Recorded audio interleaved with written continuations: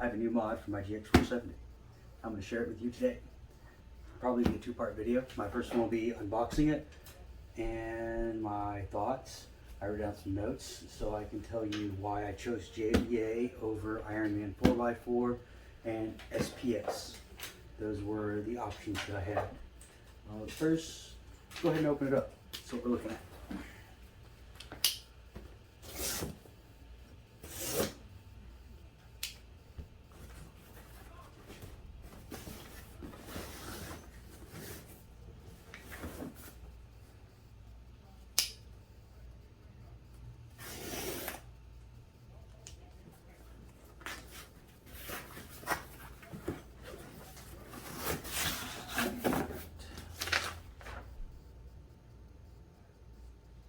Ball joint that it has, a Jesus movie, lifetime warranty and 1-year warranty on the ball joint. One of the reasons that I went with JBA. Some nice foam packaging, and she looks beautiful. Oh, before I pull this out, there was a delay on the new ball joints, so I had them order the classic ball joints. And they're going to be shipping the new ball joints when they get them in stock. She's nice and heavy, feels real good, very, very beefy welds. Zerk fittings, another reason why I went with them. It wasn't really a big deal.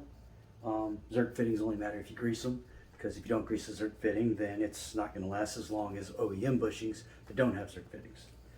But if you grease them every oil change and don't over grease them, they'll be great. And I like these little grooves in here so that I don't have to worry about over greasing. And I grease, and the excess grease will come out through these grooves, and I'll know she's good enough without putting too much in. And another reason I went with them is because these ball joints just bolt in. I don't have to take the whole upper control arm off, undo the 4 bolts, drop the new one in, 4 bolts, torque it down, good to go. Don't even have to get an alignment.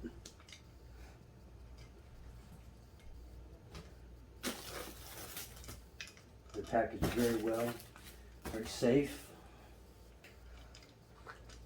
A lot of range of motion there. Another reason I went with them. Over Uniball, there's a whole debate there, Uniball versus regular ball joint. I like these because of the range of motion. You're not going to get that out of a Uniball.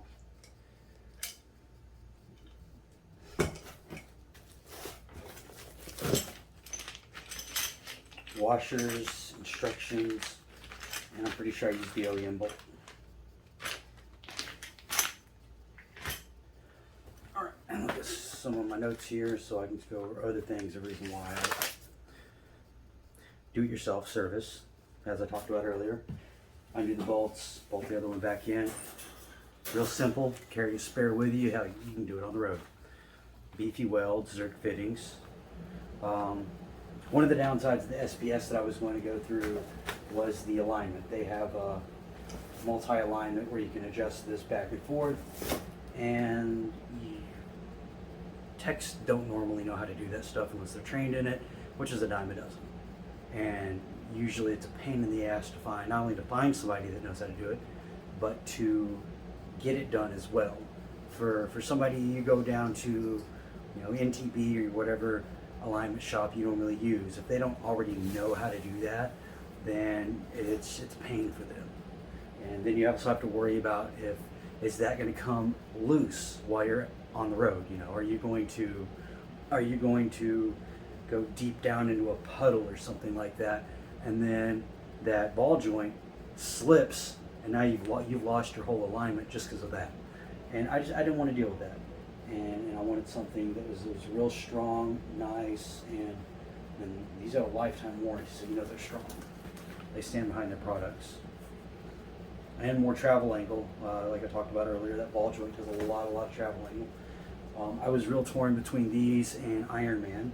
When I got these, they were doing a 25% off promotion, and they knocked it down to almost $550, I believe, and so that made it really hard. They're Pro Forged. I wish I had a pair to show to compare with them, but they're drop forged steel, or not steel, aluminum, my bad. They're drop forged aluminum, which is super strong. It uses OEM bushings, OEM ball joint. That wasn't really a deciding factor there. I'm not one of those you have to use OEM people, so that didn't really lean me either way. The big thing was this ball joint drops in and out. I hear the Chevy ball joints are a lot like this as well. I don't know if this is based on Chevy design or not. I have not asked them, but I do know that the new ball joints are $60 from their website. They told me that I could get an OEM ball joint and drop it in there and get it pressed in if I wanted to. They don't recommend it. It could be a quick fix if you're on the road, it's broken, you have to wait for one to get shipped in. That would be an option. But that's mostly why I went with these.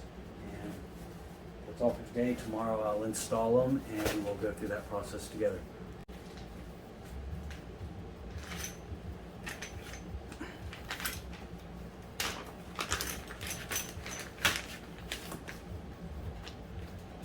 We got some stickers.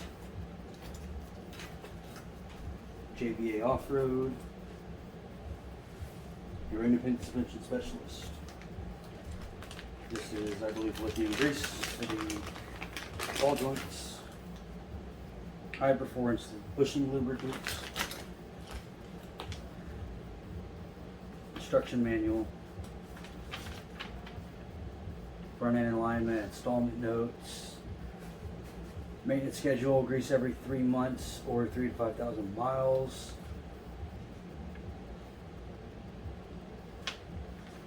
Alignment specs. Use mobile grease XHP 222.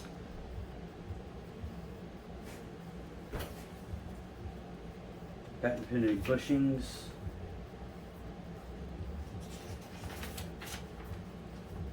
Every 3,000 to 5,000 miles, grease the ball joint, 3 to 4 pumps. Grease bushings with 1 to 3 pumps, or until you see the grease consistently pushing out of the easy loop ports. Perform visual inspection of the ball joint boots. Ensure there are no large tears, damage, or rubber.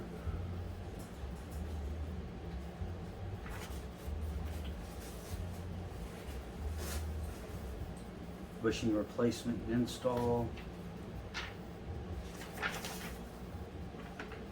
Product number, high cast passenger side. That's pretty much it. I don't recommend buying these if you do not like greasing your Zerk fittings. But if you do and you don't mind and you're willing to do them, every oil change and take care of them, these might be the upper control arms for you. I am not sponsored by JBA nor Ironman or Clean. If you'd like to sponsor me, feel free to shoot me an email or a message. What you got there, Mamba? A Clean tools knife.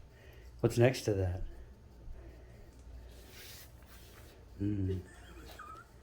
JBA Off-Road tuna. Feel free to shoot me